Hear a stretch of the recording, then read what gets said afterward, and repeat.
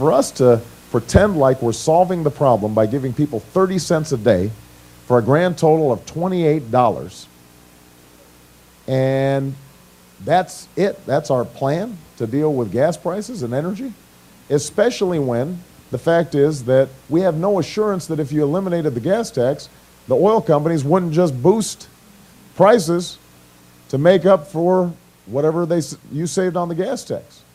And that money goes into the Federal Highway Trust Fund to rebuild our roads and our bridges to make sure that people are safe when they're driving.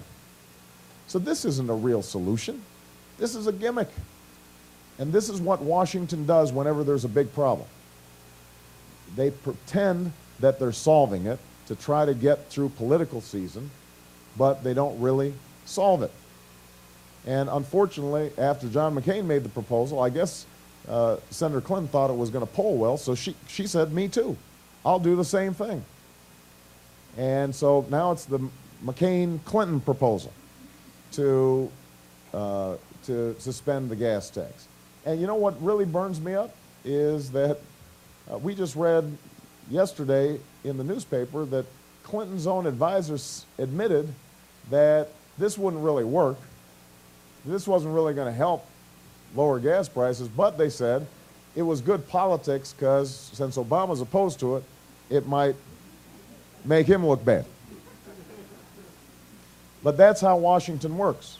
You know, people are more concerned about looking good for the cameras and for politics than they are in actually solving problems. You remember when George Bush, 5 years ago, put up a big sign in front of an aircraft carrier saying, mission accomplished in Iraq.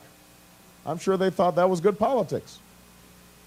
Except 5 years later, we're still in this war in Iraq.